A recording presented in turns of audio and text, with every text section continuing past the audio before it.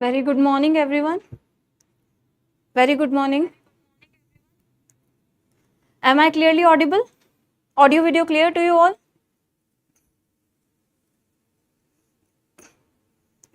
Please let me know.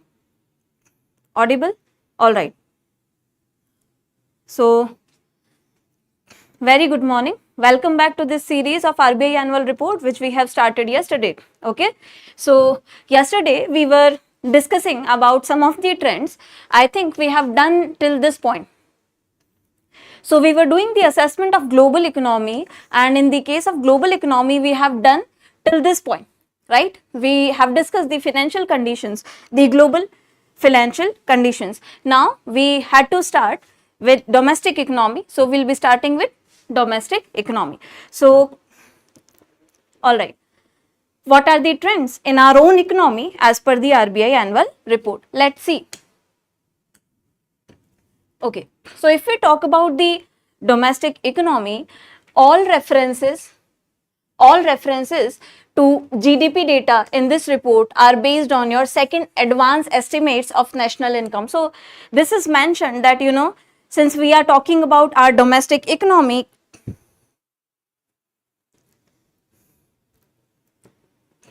yes, it is important for every exam. Okay, it is important for phase 1 as well. All right. So this is mentioned that all references to GDP data, because we are talking about our domestic economy, so GDP data will also be mentioned here. So the GDP data which has been taken is from your second advanced estimates. You know about advanced estimates, right? Done by your NSO, which is your National Statistical Office, okay, of national income, released by National Statistical Office, okay, are used unless indicated otherwise. So this is just to inform you that all the data which you get in this report regarding your GDP or national income are based on your NSO data of advanced estimates. All right. Okay. Now, so one important question which can come from here is that when was NSO formed? So NSO basically is a new organization, because before NSO you had two different offices. One was your CSO, one was your CSO, Central Statistical Office, which did the national income accounting, etc. Plus you had the NSSO. NSSO was responsible for your household surveys, okay, family surveys, health surveys, all these things. So these both were merged together to form NSO in 2019. I have told you, I think, in some of your editorial classes as well, we did this thing. So you should remember that CSO and NSSO have been merged to form NSO in 2019, okay. So now you have NSO and not CSO. All right.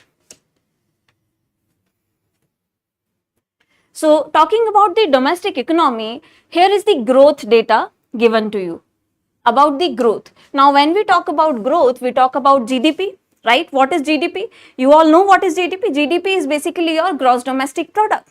So when we say gross domestic product, it means all the goods and services produced within your domestic territory by factors of production. Okay, so it is the market value of all goods and services produced within your domestic territory, right? Domestic product. So here the income generated from abroad or paid to abroad is not taken into accounting in GDP. Are you getting my point? So remember this thing.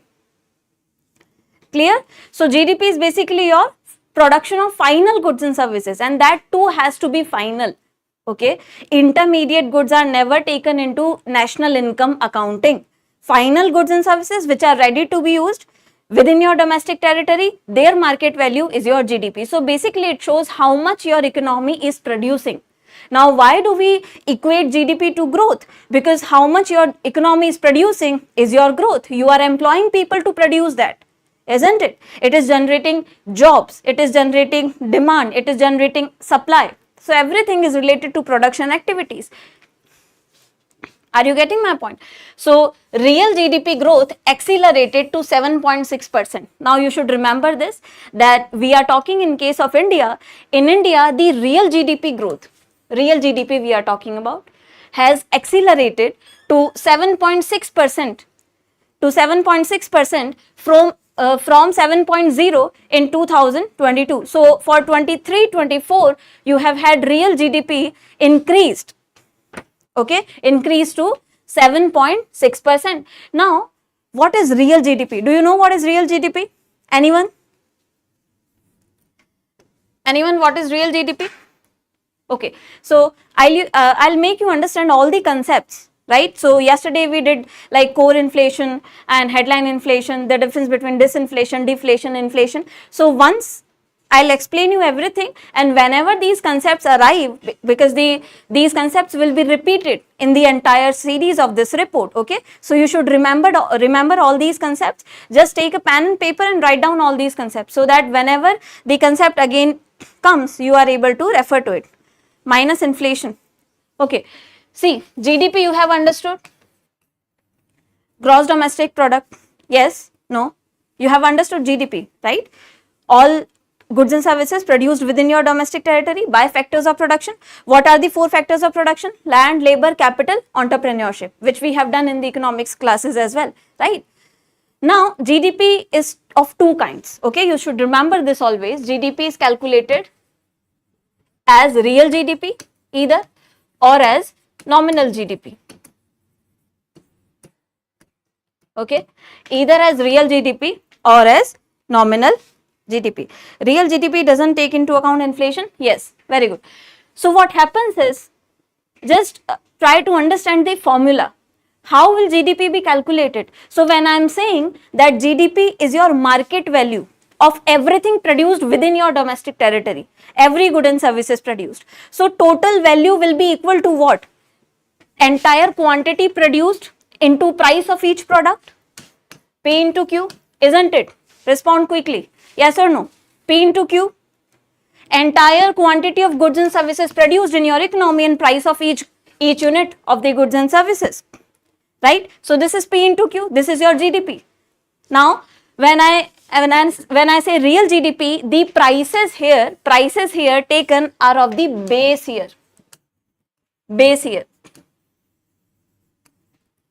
Base year means what? Here, the current year prices will not be taken. So when we are calculating real GDP, say for 2023, okay, so the price level of all the things which are produced of the current year will not be taken, rather the prices of a base year. Base year is a year which is chosen for accounting purposes, okay? For India, what is the base year for national income and all other accounting? Tell me, what is the current base year of India? Which year's prices do we take for national income accounting when we talk about base year? Very good, 2011-12. Before 2011-12, it was 2004-5. Right? So we are talking about base year. So here prices will be of 2011-12 and quantity produced will be of the same year. Now in the case of nominal GDP, there will be current year prices. Current year prices. Okay. So if we are calculating GDP for 2023, the prices of 2023 will be taken. This is the difference. Are you getting my point? So did you understand that the difference is of inflation? Difference is of inflation. Since real GDP has prices of base year, it does not reflect inflation. Any increase in real GDP is purely due to production, increase in production.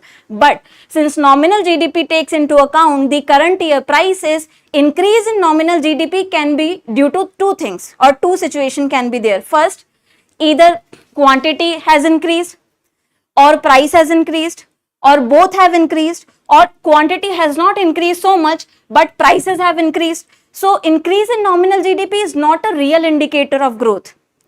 Are you getting my point? When I say nominal GDP, if nominal GDP increases, it is not a real indicator of growth. That means what? Because it can increase due to rise in prices, because current year prices are taken. When inflation is there, prices increase.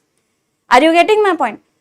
But also, it can be due to increase in quantity, but can be due to inflation as well. But when we say that real GDP has increased, it is the real growth in the economy, or it is a real indicator. Why? Because prices are although fixed, they are of the base year, which is 11-12 in case of India as of now. Right? So only increase in quantity can increase your real GDP. Only increase in quantity can increase your real GDP. Is this clear to you all? So the difference is of inflation. Everyone got this? So always remember, the real indicator of your economy's growth is real GDP, because it does not reflect it does not increase due to increase in inflation, right? Very good. So now this is a good situation for us. Now you will be able to understand that why when we say that, real GDP growth has accelerated, it is a good thing, because it means that real economic activities are going on in your economy. Okay, so this is important for you, a good achievement for India. Okay, marking a third consecutive year of 7% or above growth. So we have had, a continuous 7% plus growth of real GDP. Okay, third consecutive year. Since last 3 years, we have had 7%, above 7% of real GDP growth. Okay, then if we talk about the situation of demand in our economy, okay, demand, we all know that demand is the driver of economic growth, or aggregate demand is the driver of economic growth, right? Without demand, your economy can go into recession or further depression. Okay, so if we talk about demand, investment, the gross fixed capital formation has surged. So see, when we say demand, in demand we have investment, in demand we have consumption, because people demand goods, people demand services, as well as people demand money as well. Why do we demand money? Money demand is there, right? As money supply, we demand money either to consume it or to invest it, isn't it? Either to consume it or to invest it. So if we talk about investment first, investment, I am saying, here the data is given that gross fixed capital formation, GFCF, has increased, surged to 10.2% from only 6.6% in the previous year. Okay, this is very important. This is very important. Remember why? Because if you have been following the news or the government's policies, you know that government is right now focusing upon increase in investment in the domestic economy. Yes or no? We want more investments, be it within the economy or from outside the economy or the country, right? So we are trying to bring more and more investments from foreign as well. So FDI, FII, FPI, all these things. Why? Because investment is necessary for growth. Unless you do investment, there will not be any economic growth. Investment in infrastructure activities, right? You have to have roads, expressways, bridges, you have to have schools, hospitals, all these things. Investment is necessary, industries, right? But when we talk about gross fixed capital formation, what is this concept? Remember, important concept, it is easy, it seems long, but it is just investment in fixed capital. Let me explain you. So it is capital formation first. You know what is capital formation? So the definition of investment, which you should always remember, is investment is nothing but the process of capital formation. Agree or not? हम जब निवेश करते हैं, investment करते हैं, what is investment? We do investment to increase the capital or increase the assets, isn't it? So it is a process of capital formation, you can say. Right? When you invest, it creates capital. So investment is nothing but a process of capital formation. And what is capital? Capital is any asset which is earning for you, or which is a source of earning for you. Yes or no? Did you understand? Right? So when we say fixed capital formation is you are investing in those types of capital or assets which are fixed. What are fixed capital? Like buildings, hospitals ho gaye, health sector, okay? In education you have colleges, schools, universities, right? Then you have expressways, railways, all these things. So fixed capital, which is fixed, which is not variable, and a heavy investment. So this is your GFCF, gross fixed capital formation. So investment in all those assets which are considered as fixed capital. Did you get this point? this concept, GFCF, right? So we are saying that in India, GFCF has increased. GFCF has increased, right? Just let me know, is this concept clear to you? Gross fixed capital formation.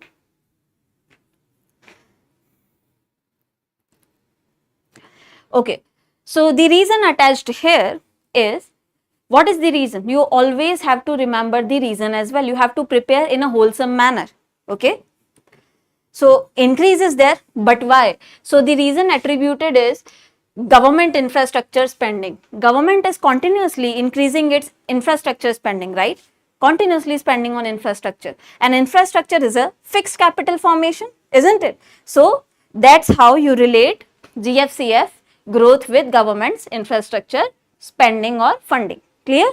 So this is first point. Then you have private consumption. So we are talking about consumption now, private consumption. So consumption by the households basically, okay, not by the government. So government also consumes, government is also a consumer. Everyone and anyone living on this planet is a consumer, whatever business he or she is involved into, right?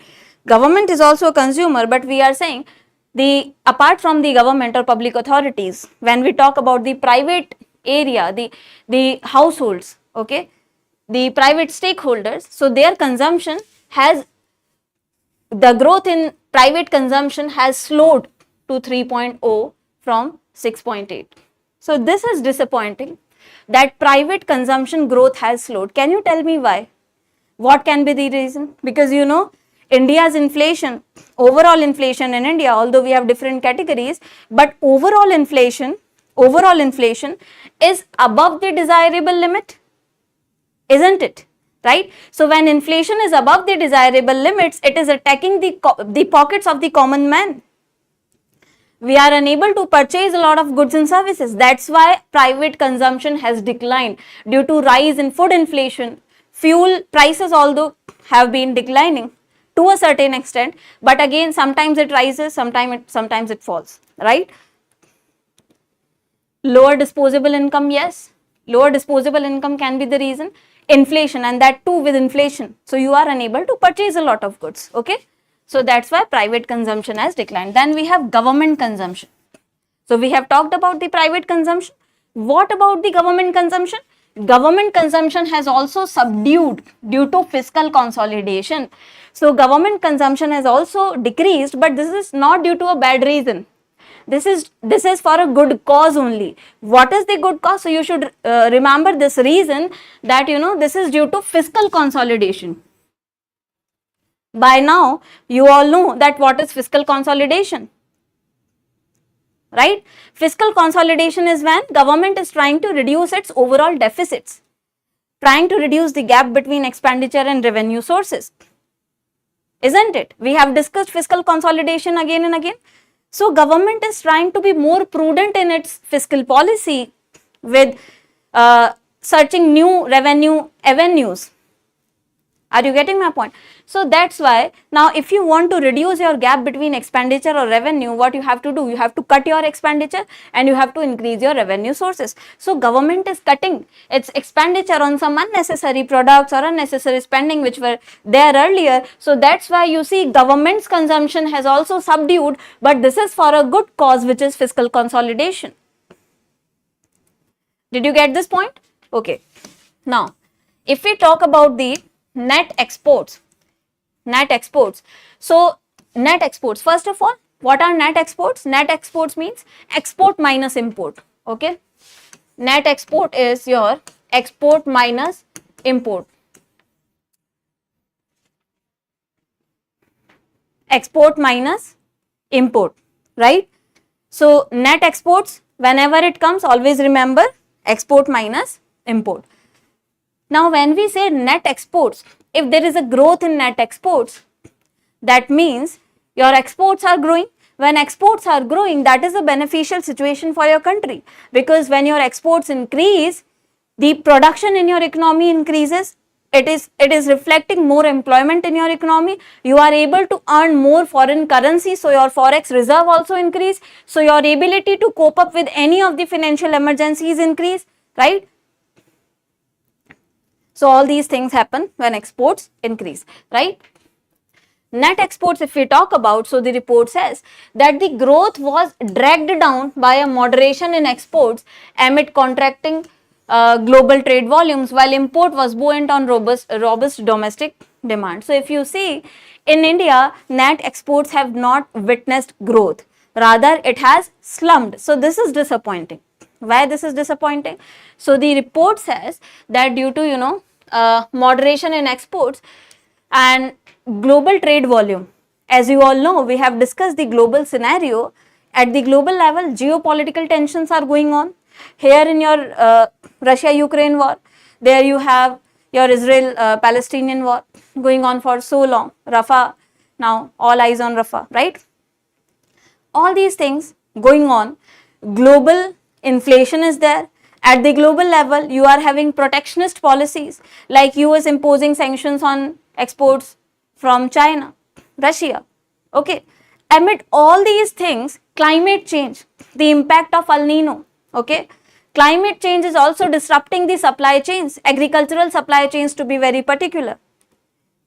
Okay. Amidst all these things, the global trade volume has been moderate. So at the global level only, the trade volume has not increased substantially. That's why Indian trade has also got affected. Are you getting my point? That's why we say amid contracting global trade volumes, okay? But since our demand is ever increasing, demand for various goods and services which we import, so our imports have increased as compared to our exports. So net export situation in India is not very satisfactory. This is to be remembered. Clear? Okay. Now, so this was regarding demand. If we talk about supply now, supply. So, all these things are clear up to this point, right? Every concept. Now we are talking about supply. When we are talking about supply, so we see agriculture sector, one of the very important sectors, right? So GVA growth, GVA growth in agriculture and allied sector has dropped to 0.7% from earlier 4.7, impacted by poor southwest monsoon rainfall. This is another trend which you have to remember, that gross value added in your GVA has declined, which is not a good sign. Okay, it clearly shows that agriculture sector and the allied sectors. What are the allied sectors related to agriculture? Your food processing industry, which is a very prospective industry. You can earn a lot, you can give a lot of employment to the people, you can increase health of the people by processing the dairy products, right? You can generate a lot of revenue. So food processing industry is one of the allied sectors. Do you agree or not? Right? So in the agriculture as well as its allied sectors, what is food processing? When you process the food to convert it into other form, adding value to it. So say you make chips out of potato. Okay. So you have added value to potato. Sunrise sector. Yes. And say making ketchup out of tomato. Okay. So adding value to tomato. Got this point? So these are the things which are allied there in the allied sector of say food processing industry. But they have seen, a drop in GVA. Now first you need to understand what GVA is. What is gross value added? Then only you will be able to understand the importance of GVA. GVA is a very important indicator. Just try to understand.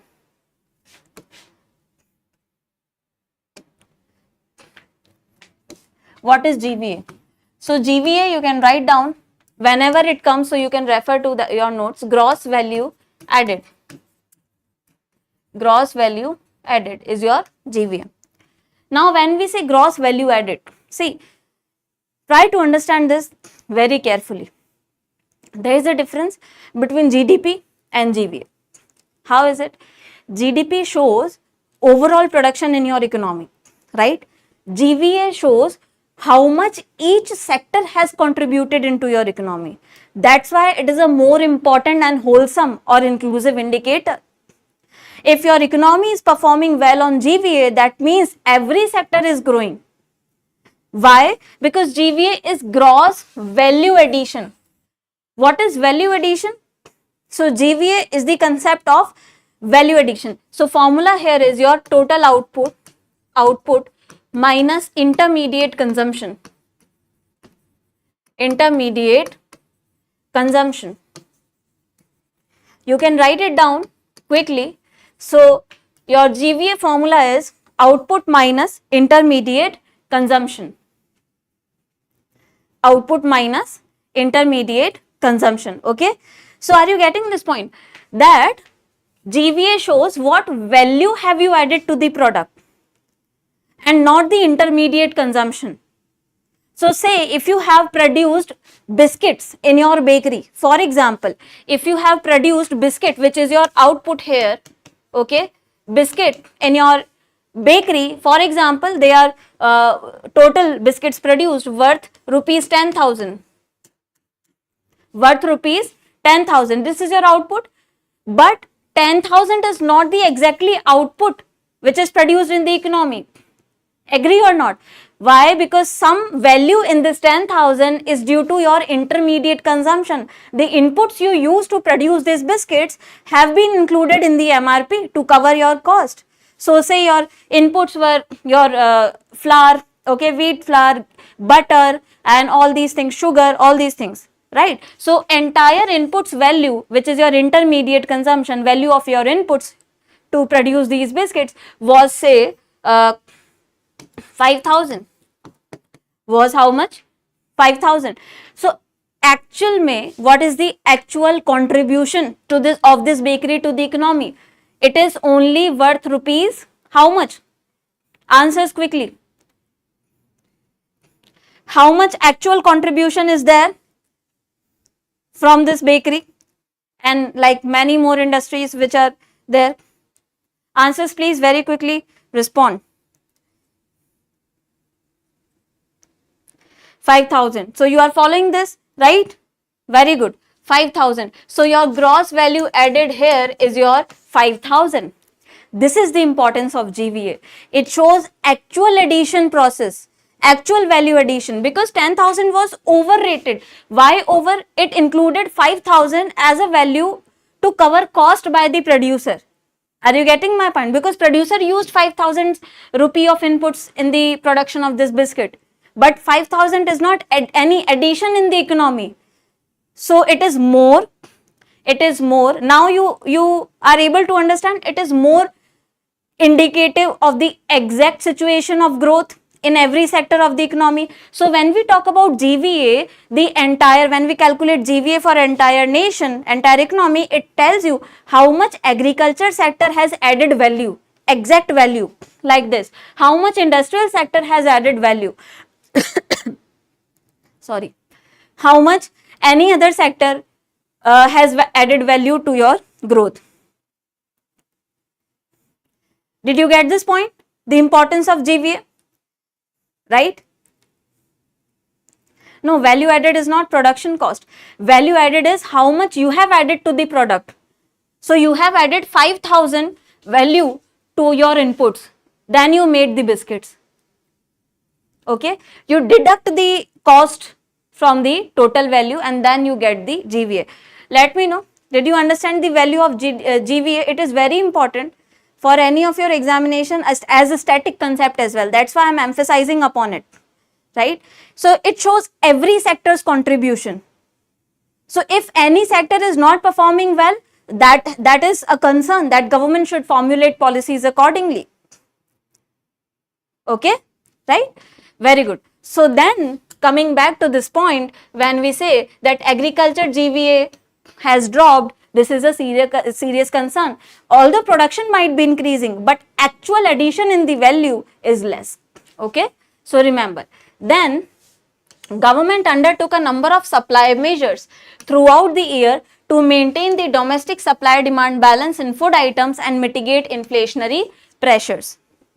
Now, as you all know, that due to inflationary pressures, and inflation can come from the supply side as well, from the demand side as well, right?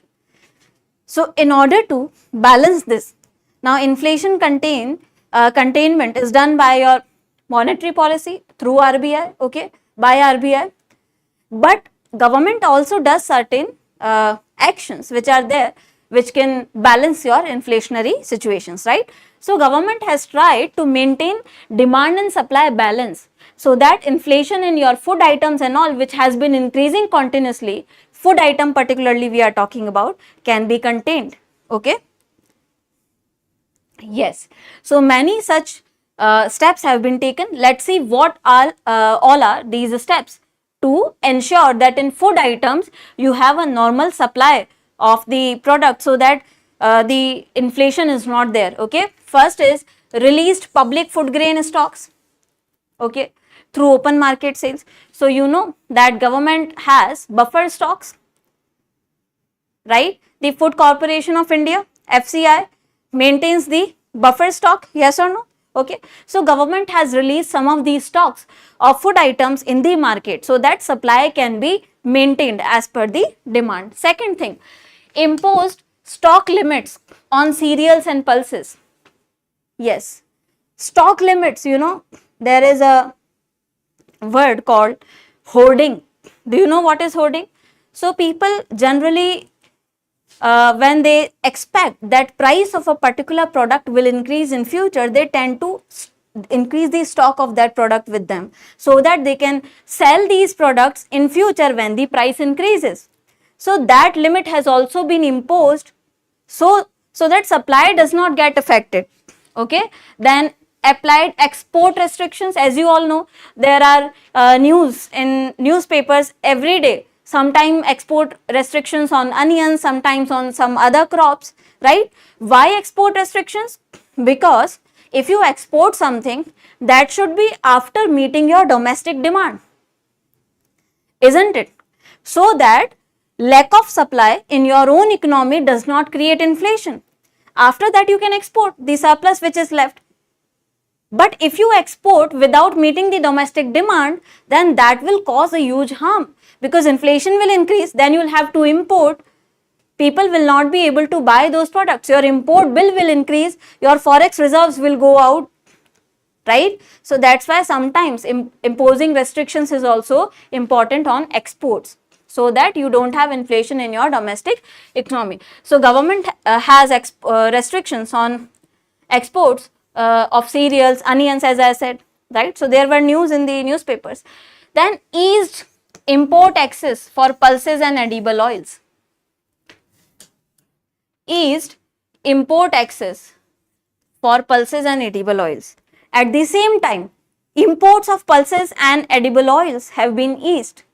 You know that we import pulses, we import edible oils, vegetable oils. They constitute a very big part in our import bill, isn't it, right?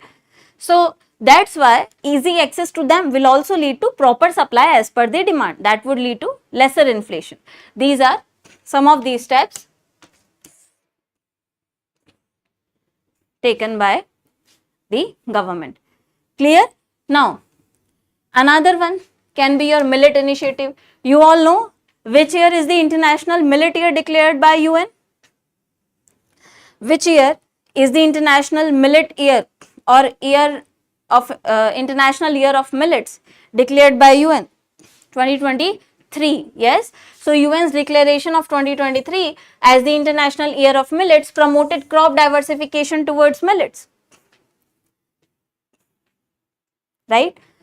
Okay, so that too, such national तो initiatives हैं, उसके अलावा global initiatives, such kind of global initiatives are also promoting crop diversification, so that are also helping in more production, more supply of these kinds of crops which are there in the demand due to health benefits. Okay, and one more thing, what is one question to you, so that it adds to your general knowledge. What is the term used in the last year's budget which was there? This is the interim budget released, right? The budget which came before this budget last year for millets and all these things. A very new term has been used in the budget. What is the term? I would appreciate if you tell me. Shri Anna. very good, very good. Shri Anna, okay. So now you no longer call them, yes, millets only. Now you call them Shri Anna, okay. Very good, very good. So these were certain steps to maintain the supply of cereals, vegetables, other crops in your domestic economy. Is this clear? Now let's see industrial sector. When we talk about the industrial sector of India and talking about say manufacturing, so again GVA. So I have explained to you what is GVA, right? Gross value added. So in manufacturing, GVA has accelerated. This is a good sign. In manufacturing sector, GVA has accelerated due to increased corporate profitability from lower input cost. Since government is trying to maintain the supply in economy, due to lesser supply disruptions, the price of inputs as well are not so higher.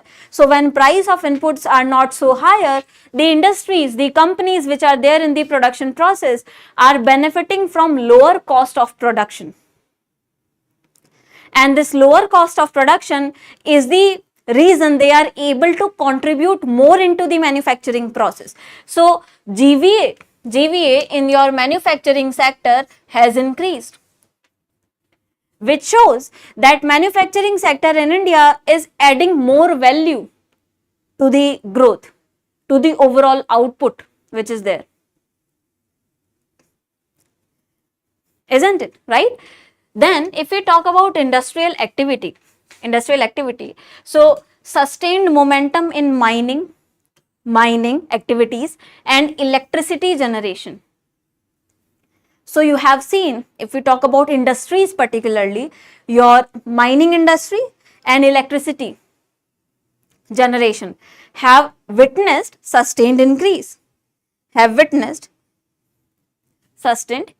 okay. This is a good thing, but again pressure on environment, good for economy but not for environment. More mining, more electricity generation, more pressure on the planet Earth, right? So that's why when then we are talking about infrastructure. So here we talked about mining and electricity generation.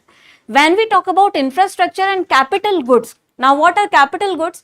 As you all know, I have told you again and again, capital goods are those goods which are used for further production activities, right? So say there is a machinery, you purchase the machinery to produce something out of it in your factory. So that machinery is your capital good.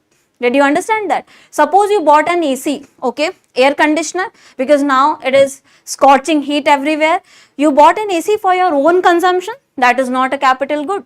But you bought the same AC for say your factory, your office work, where there is some economic activity going on, that is your capital good. Got this point? So if we talk about infrastructure and capital goods, so they have also benefited from government's capital expenditure. This is important. If in your economy infrastructure is improving and capital goods are increasing as compared to consumption goods, this is a good sign, because you know increase in capital good is further creating opportunities to generate income. Consumption goods are what? They get ended by consumption, right? You consume them, it gets over. But capital goods are creating earnings for you, creating other goods for you. So increase in investments, infrastructure and capital good is a good sign that your economy has, you know, invested in a good direction that would benefit you for a longer period of time. Now, you should remember this is very important. The reason attached here is why is this so? Why are we able to do this? Because of increase in government's capital expenditure. So government's capex, as we say in short, capex has increased. Capital expenditure has increased. What is capital expenditure? Let me know quickly.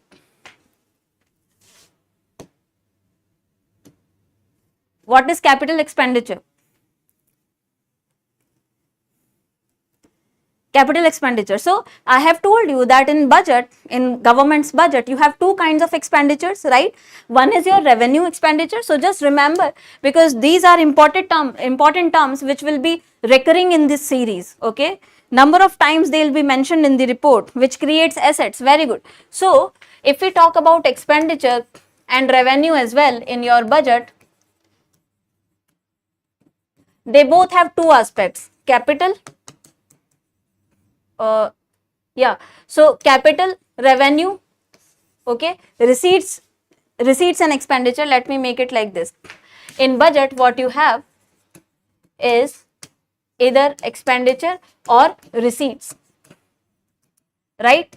In expenditure, you have capital and revenue. In receipts, you have capital and revenue, right? When we say expenditure for capital goods, yes. When we say capital expenditure, that means government is spending on such assets which are government's spending is either creating asset or reducing liability of the government. So this is exact definition of capital expenditure. Either creating asset, any assets, right? Like you are investing in say infrastructure activities. So that would create assets for the economy, for the government, right? So this is your capital expenditure. And the other one is revenue, which is just those expenditures which are not adding to any assets of the economy or the government. For example, government is paying salary to the government employees. That is only a revenue expenditure. Are you getting my point? Right? So this is the difference. Whenever we say capex or capital expenditure, that means expenditure on creation of capital goods or assets. So this has increased due to government's such expenditure, which is a welcome step. Government should do that, right? Then if we talk about consumer goods, so recovery driven by consumer non-durables segment, rural demand growth caught up with urban demand. Okay, so report is basically saying that there is a recovery in consumer goods driven by consumer non-durable segment, not the durables one, but the non-durable items. Okay, what the non-durable items are, like your foods, vegetables, cereals, because government is trying to maintain the supply levels. So in that case, consumption is improving gradually. This is the scenario. Okay.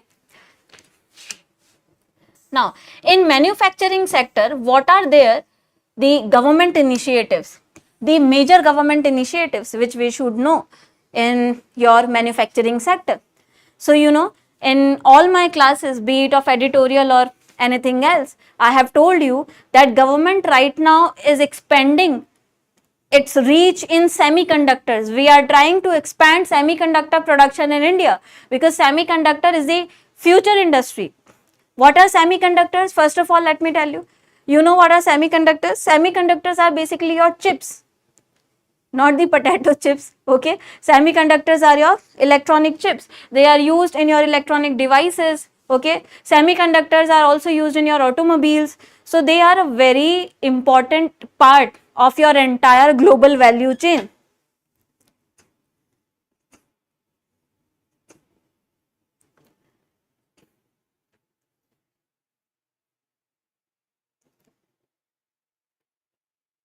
Are you able to understand this? Yes or no? What are semiconductors, right? So semiconductors industry have a huge significance, right? Conductor. So 1.3 trillion rupees investment has been approved by the government for 3 semiconductor manufacturing units to be set up in India, right? This is a great initiative because you know we have to import these from China. We are heavily dependent on import of semiconductor from China. It will benefit us. So try to understand these decisions, how these decisions will impact the economy. It will benefit us. Our import bill will reduce. When we produce semiconductor in India, it will generate employment. It will make India a new hub of semiconductors. We'll be able to then export them. When we export them, we'll be able to generate revenue out of them. Okay. So right now, Taiwan or China are your leaders in the production of semiconductors, but we want to expand our legs into this industry. So this is an important initiative by government. Then you have royalty rates or shares of different stakeholders in your lithium, niobium and rare earth elements. So these have also been specified by the government to attract bidders to support renewable energy initiatives. Very, very important, right? You all know that we are trying to spend the opportunities of renewable energy generation. And to generate renewable energy, what sources you have is these kind of things, your lithium, niobium, rare earth elements, right? For renewable energy resources, you have your solar power, geothermal, hydroelectricity, all these things, okay? But these resources, lithium, niobium, rare earth elements, are the minerals or elements of future. You know what are rare earth elements? Anyone? Rare earth elements?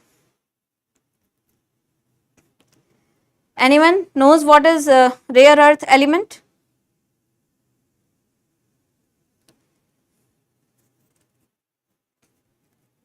So these are basically, rarely found, but are heavy, have heavy importance in use, okay? China has a lot of rare earth elements. Can you give me some examples? I would appreciate if you tell me what are rare earth elements. So like lithium you have, then you have niobium again.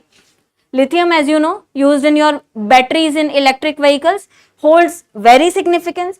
Niobium used as an alloy in steel industry as well, used in your automobile industry as well, has a lot of uses, very useful. Then you have your rare earth elements. They are also used, rare earth elements, okay, like scandium, cerium, okay, rare earth elements used in your, say, any industry it can be used, right?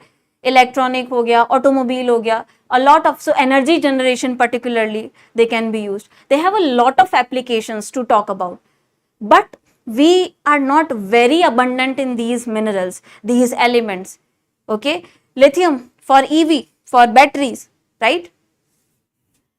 So what we have to do is, we have to reduce our dependency of imports in case of these elements. So that's why government is trying, or it is launching initiatives to improve the availability of these elements for India, so that our industries, our automobile, electronic, electricity, every industry can get benefit out of it, right? So this is, royalty rates have been specified. Royalty is what? Share out of the revenue, okay? So whosoever bidders are there who want to indulge in extracting these elements in their processing or industries related to them can come to India, okay? So government has specified that how much share they will get, so that they can easily decide whether they have to start these productions in India or not. Is this clear? Okay, I hope this is clear to you all. Moving ahead, then you have, so these are some of the initiatives. First is your semiconductors. For semiconductors, then is your royalty rates or shares have been specified clearly. Then you have viability gap funding scheme. Viability gap funding scheme. It is a scheme to develop battery energy storage system. Okay, so viability gap funding is what? What is viability gap? First of all, try to understand this. When we say that any project is economically viable or commercially viable, that means the revenue which you are generating is good enough to cover your costs, isn't it? But when your cost increases, then your revenue generation, that it is not viable. In long term, you will have to shut it down, right? How will you recover your cost? You have to have profits and revenues to make a project sustain for a long time, isn't it? So in that case, we say that a project is not viable. It will not work for a long time, right? So such projects which are there, so green energy initiatives. So you have battery energy storage systems. One example which we recently did, which of the elements is used in this battery energy storage system?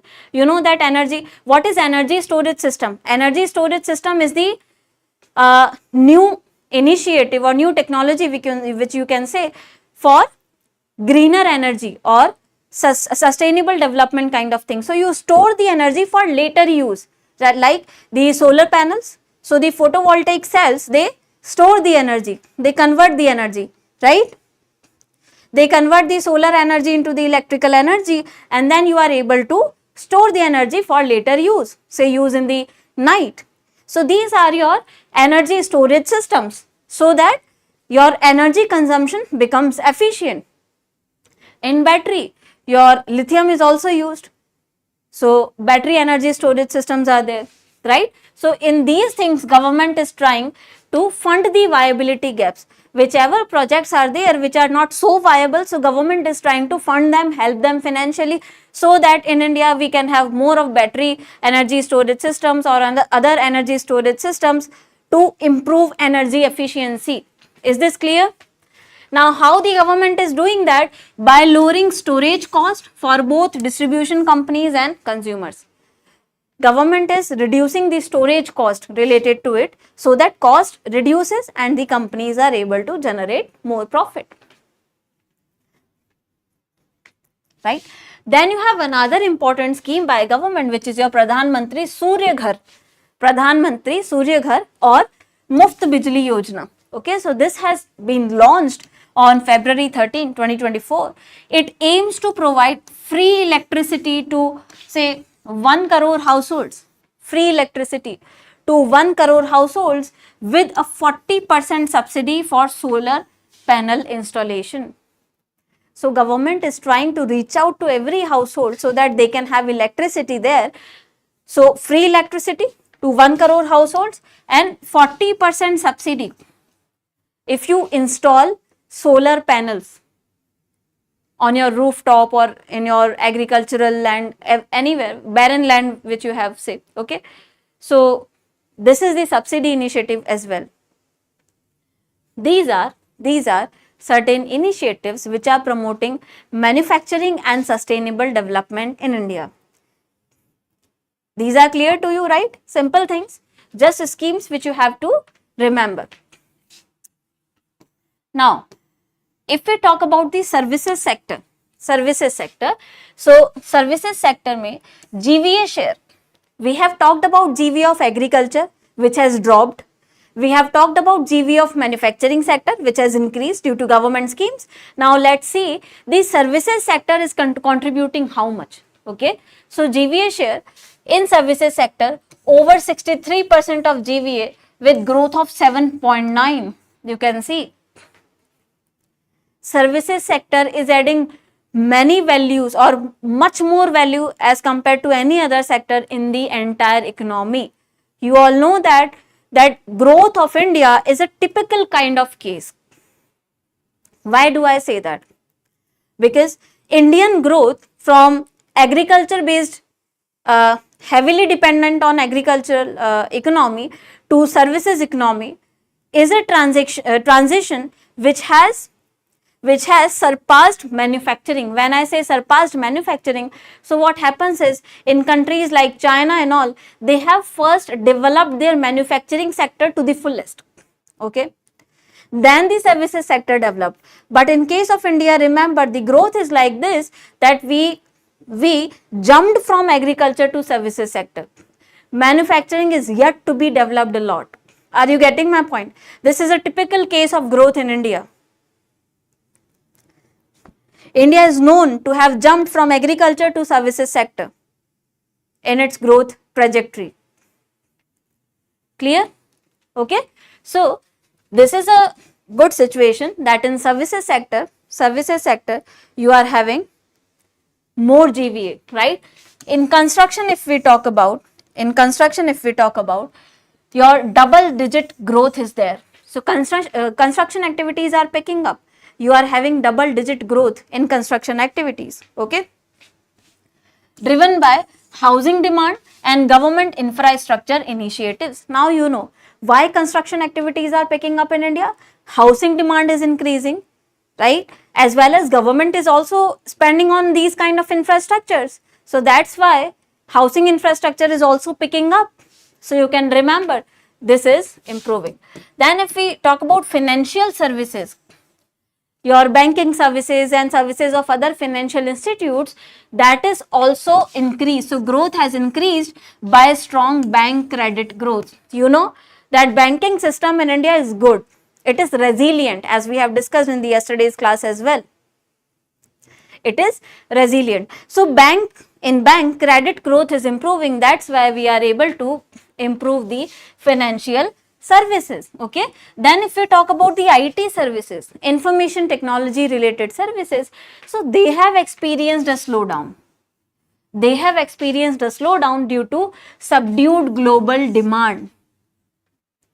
In IT services, you know, initially when the IT services expanded their food, India, as you all know, has the Silicon Valley, okay, but initially our educated English speaking middle class was so much involved in the IT services. Now the demand of IT services has been declining and substitutes are available. Other countries are also supplying services, not hugely or to a substantial level, but yes. So the companies have a lot of avenues to select the labor from. Okay.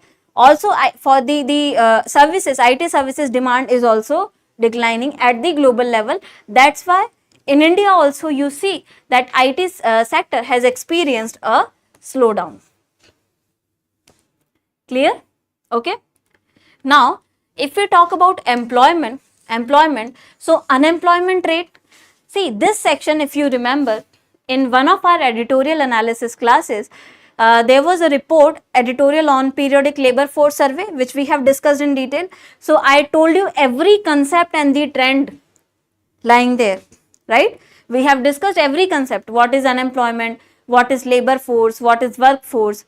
So this is another time we will discuss it. So if we talk about unemployment rate, it fell to its lowest levels. This is a good sign for Indian economy.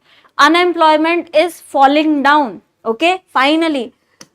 So as per usual status, it fell down in to 3.1%, and as per current weekly status, 5.0%.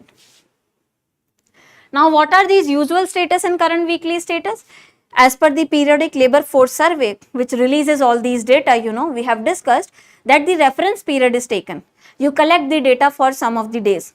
So when you are collecting the data, starting from your date of collection of data, or say starting from your date of analysis, preceding 365 days, having reference or data of preceding 365 days, okay, is your usual status. And having data or collecting data preceding 7 days only, just for 7 days, okay, that gives you current weekly status. 7 days. That gives you current weekly status. If you remember, right, we have done this in periodic labor force survey editorial analysis as well. Okay. Now, so unemployment rate is falling. This is a very good sign. Then labor force participation rate increased to 59.8, as you all know. What is labor force participation? What is labor force? We have discussed that all the people in your population who are able to work. Able to work means they are in the working age group, say 15 to 59 years of age. So all the people who are able to and willing to work, they want to work, okay, are your labor force. So percentage of population willing to work and able to work is your labor force. Out of that labor force, how many get the job is your workforce. Is this clear? Right? So labor force participation rate, that is percentage of your population able to and willing to work, has increased in India. Because you know, we are having a demographic dividend. What is a demographic dividend? We are having more people in the younger age group. So we can earn profit out of that situation because they are working class. When you have a lot of working class, your labor force increases. More people get job because they are seeking job. Are you getting this point? Right? Worker population also increased. Worker population ratio. How much the ratio between your population and the workforce. How much of these people who are able to and willing to work have got employment. So this has also improved. That means people are getting jobs, right? Then female labor force participation has a notable increase. This was mentioned in your editorial as well, if you remember. We did the analysis in detail, right? So it was 25.6% in January-March 2024. This is a very notable increase. You can relate this data. You must write this data in your women empowerment or social sector of RBI Grade B phase 2.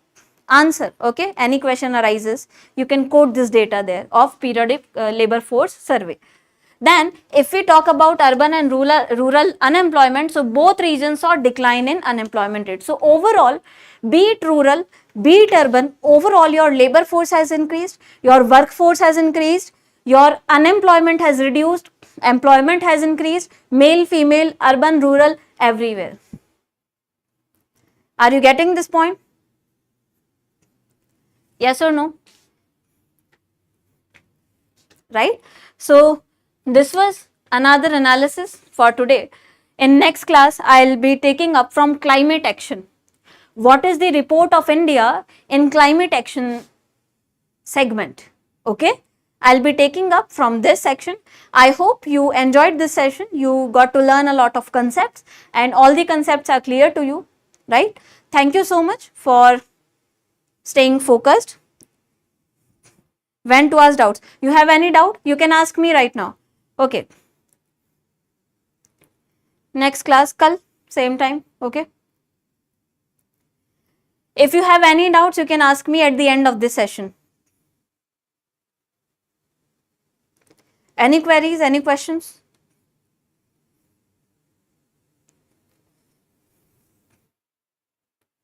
No? So I am assuming you don't have any questions, right?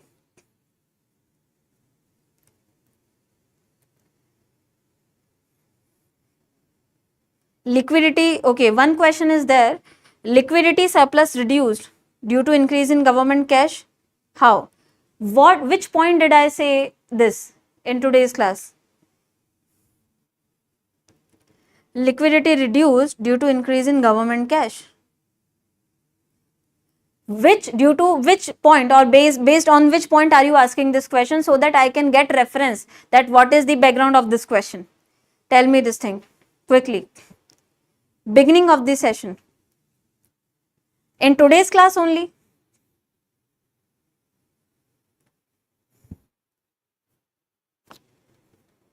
Or in yesterday's class? Yesterday. Okay. So yesterday's class in beginning I said, where did I say?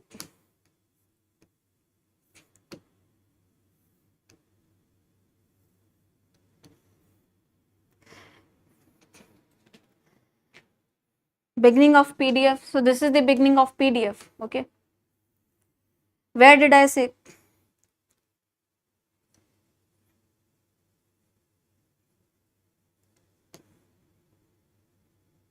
Okay. So I'll find this sentence, okay, in the PDF. I don't know which topic did I mention this. So let me find it and you can ask this question tomorrow then, okay.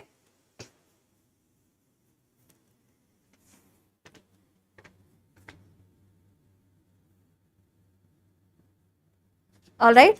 So you can ask this tomorrow. I'll see where is it mentioned. Alright. So that is it for today's session. Thank you so much. I'll see you in the next session. Stay tuned. Okay. Thank you. Have a great day.